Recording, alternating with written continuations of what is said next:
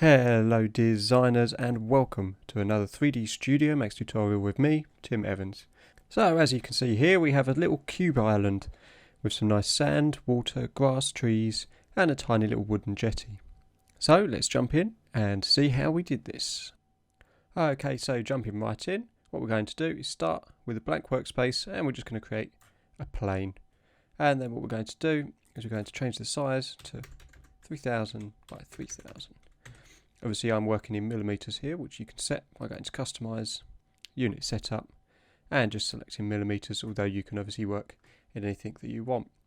What we're doing today is not going to be to any sort of scale, so if you're planning to use this for a project, you may want to either do it to a real-time scale, so this might be 30,000 millimeters for 30 meters by 30 meters, but we'll leave that up to you. What we're going to do then is change the length segments and width segments, and we're going to put 30 by 30, and that's a good start. So to make our terrain, what we're going to do first is come over to our modify tab, and we're going to put an edit poly on top. So edit poly, and what that means, we can now select all of our vertices, edges, borders, polygons or elements. So if we go to vertex, and we're going to use some soft selection, and what that basically means is if we select so many, we get these multicolored ones around the edge. So if I was to move something like this, it's going to give us a smoother edge. Now on this scale, what we're going to do is going to increase the fall off to let's try 1500 to start off with, and we're just going to start by selecting the corner. I'm just going to drag that up a little bit, and we're going to select the other side, and we might want to increase the fall off a little bit more. That seems to work, and we're just going to bring that down. So as you can see, if we zoom around, you can see that we have this nice shape. So we're going to have a grassland up here, the water line will be in the middle, and this will be underwater. So to add a bit more variety, what we're actually going to do is jump into the graphite editor. So we're going to click off the selection, we're going to come down to paint deform, and we're going to click push and pull. And the size, well, we're going to make that a little bit bigger. Let's push that up to 50. And the offset is currently set to 4, we're going to set it to 2. So let's zoom in a little bit, and as you can see, this is now, wherever we click and drag, starting to push up our land to give us a slightly rougher look. And I'm going to do the same and just sort of go over so that we start to build up all of these more random raised areas. And I think what I'm going to do is push them all down, so I'm going to do minus 2, and as you see, this is start pushing this side down, as I want this area to be below the water as well. And we're just going to push this all around, as you can, like that. We'll do the same over in this corner. Now obviously you could do this using the soft selection tool or in any other real means. There's lots of ways to do this, so I think that's looking good enough for now. The only thing I will do is around here create a little moat, a little area where the water can come in onto our beach. Okay, I think that looks good, so we're going to jump out of that. Okay, and then we're going to select our border tool. We're going to make sure we deselect from our pick, so we're just going to click done for that. And right click so that we cancel anything, and we're going to select the edges, turn off soft selection, and we're going to use the move tool. So we're just going to hold shift and drag down. This is going to create the sides of our cube, and to level off the bottom we're going to push the R key or the scale, and we're just going to scale in the Z.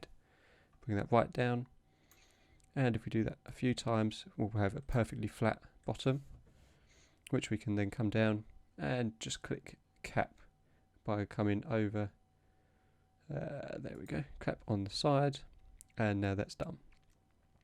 Now while we've still got this edge selected, we're just going to add a chamfer just to round the bottom edge off, and I'm going to do this by 20, and I'm going to put just a few in just to curve that round. Okay, with that done, I'm just going to click the little tick, and then I'm going to come over and I'm going to select one line on each edge of the top, and I'm just going to click loop, and that's going to select my edges, and I'm just going to chamfer these as well. And I don't want this quite as much, so I'm going to put that down to 8, and we're going to do 2 faces. Let's zoom in, and okay, just click the tick. Okay, that should be good enough. Right, what we need to do now is add some water. So I'm just going to go make a box this time, and we're just going to drag it roughly on top.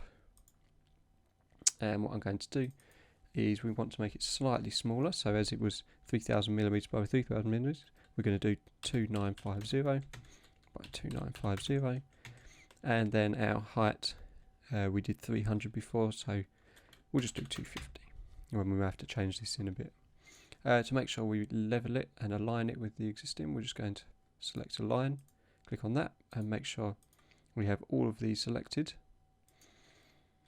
And then we're just going to use the W tool to move it, and just going to bring it up to about there.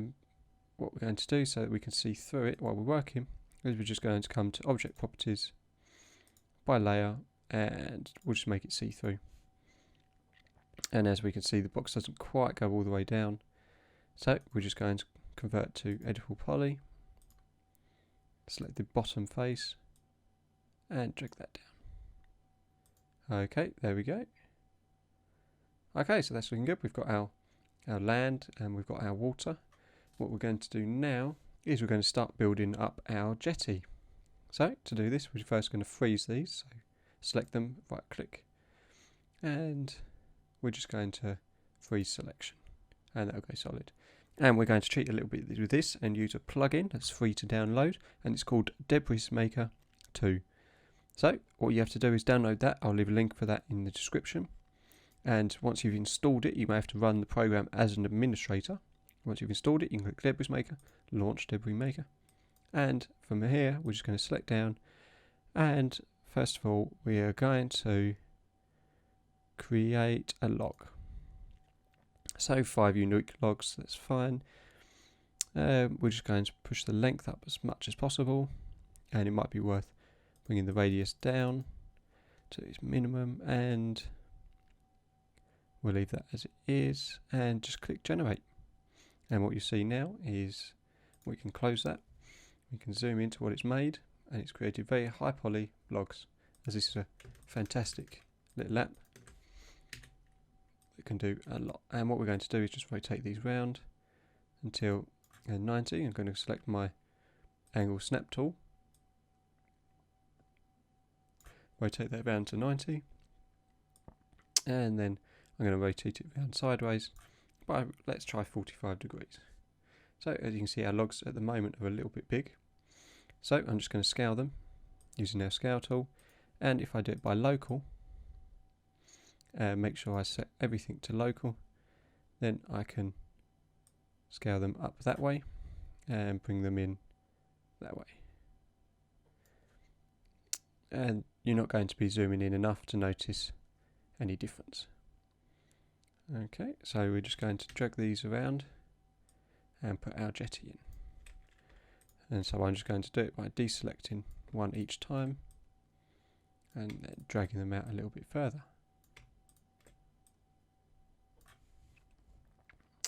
Okay, with them in place, I'm now just going to select all of them again, and I'm going to hold shift, drag them over as an instance, and now I'm just going to hold push E to rotate and spin them around 180 degrees, just so that they're not all identical. So if I come from the above, I'm just going to drag them out like that, and here we have our basic jetty. So what we need now is to do some planks in the middle. So to do this, there is a logs tool within Debris Maker, As you can see, there's quite a lot on here, but because we're doing it from quite far zoomed out, what we're going to do is just create a simple box that looks a little bit like a plank. Bring that up, and we're going to rotate that round 45 degrees, drag that over, and if we push T to go into our top view, what we can do is drag that round, and I'm going to make it a little bit shorter. If we do it from this side, I'm actually going to rotate it a little bit more to fit in with the angle that I've dragged these out at. And I'm just going to zoom in and drag these over sideways, with a little gap in between, and make 5 copies of that. And I'm just going to select every other one and go to local again and just move them to about halfway. And what I can do is then select the rest of them, hold shift again and drag them out like that, and just save them as an instance. So they'll disappear underneath the sand. And all I need to do is select these 3 and drag these out, and this time I'm going to save them as a copy. OK. And I'm just going to make them much shorter to finish off. And just zoom in, narrow that gap down a bit. And I think we may want to play around with this until we get it closer to what we want. So pushing P to jump back into our perspective, what I'm going to do is select one of these and select similar. As you can notice, it just selects those, and I'm just going to drag those up to get a little bit of height. Obviously don't want too much height, as I want them to be able to step back onto the beach. So about there will look good, and we'll come back and fix how that connects in a bit. Or we could simply just copy those again out.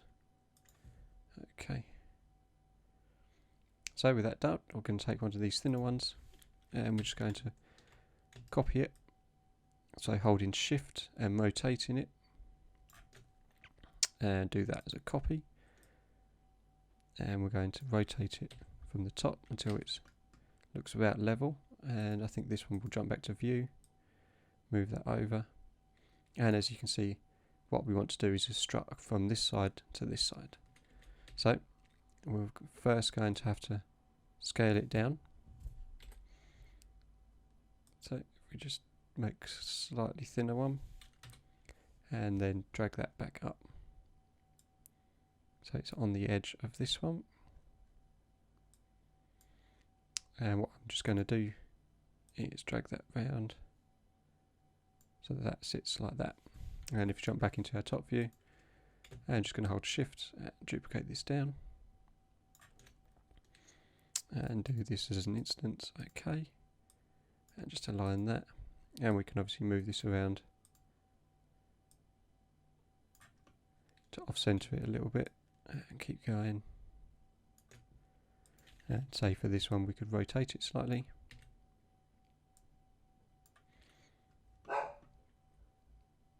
And copy a straight one again.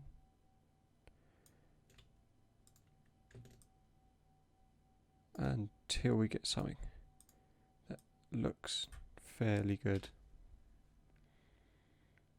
Okay, so that's that done. Now we have our sand, grass area, water, and our little jetty. So we're just going to create some rocks that is going to go under the water. So to do that, what we need to do is unfreeze these.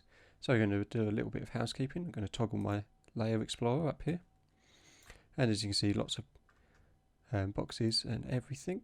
So first things first, I'm going to select all the boxes, and you can see this is all our planks. I'm going to click new layer, and I'm going to push F2 and rename this layer as planks. And then I'm going to come back into my 0. Now if you're using an older version than 2016, you may notice that your layer explorer looks a little bit different, as this was one of the things that was changed. But it all roughly works the same. You'll just have to find your way around it a little bit. So looking at our logs, what we can do is we could actually make a new layer with that and call this jetty. Whoops, I've done that. And rename that to jetty. And actually I'm going to drag everything from there into that. And that just leaves us with our two frozen objects. So what I'm going to do is spin myself back around so I can see where I am. I'm going to select the land. I'm just going to come up to the right hand side and rename this as land.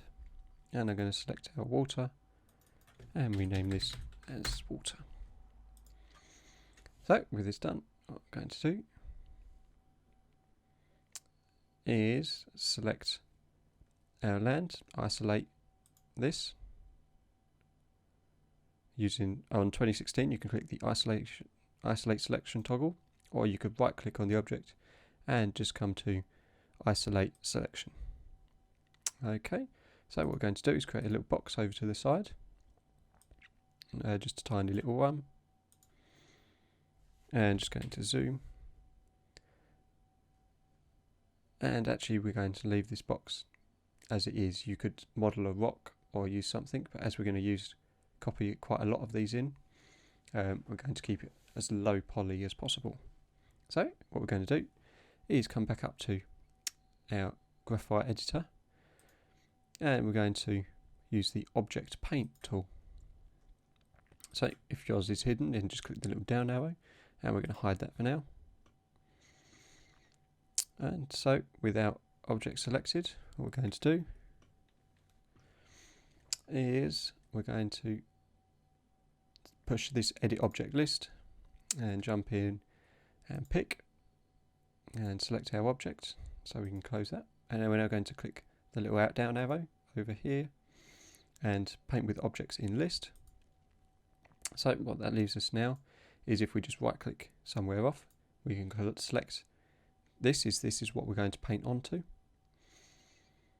And all we're going to do is paint onto selected objects.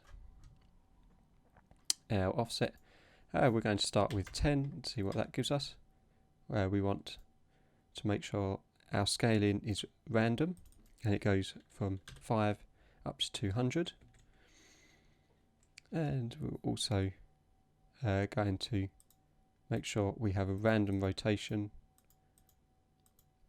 on each object on the X, Y and Z, and then we're just going to jump in and start painting.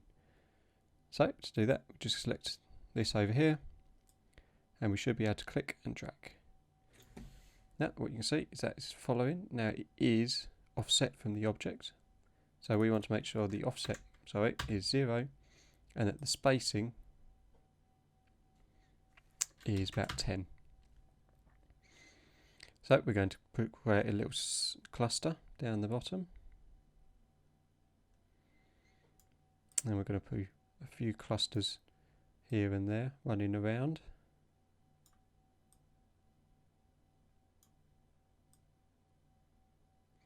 And as you can see, our little indent there, I'm going to put a few extra ones in there. And we want a few up high over here. So we're just going to click some random ones around. Obviously where we've got the jetty in the middle, we're going to add a few in here. And then we're just going to click randomly around. Maybe we'll make this quite a dense area, like so. Okay, so that seems to have done it. And what that's done is because we have this, it's created duplicates of that, and so we're just going to click the little green tick up here, and that should jump us out of that. And what we're going to do to make it easier to edit later is we're just going to right click on one of them and select similar. That collects all of them together, and we're just going to get our toggle layer up, and this time we're just going to create a new layer, and we're just going to call this rocks. Done. Okay. So we can come out of our end isolate. So if you can also right click and come to end isolate up the top. And here we have it starting to get together. And that's most of the modelling done for now. So in the next part, part 2, we'll be looking at adding in trees and texturing out the final image ready for rendering. So if you've liked this video, leave us a like. If not, leave us a comment and let us know how to improve it. See you in the next part.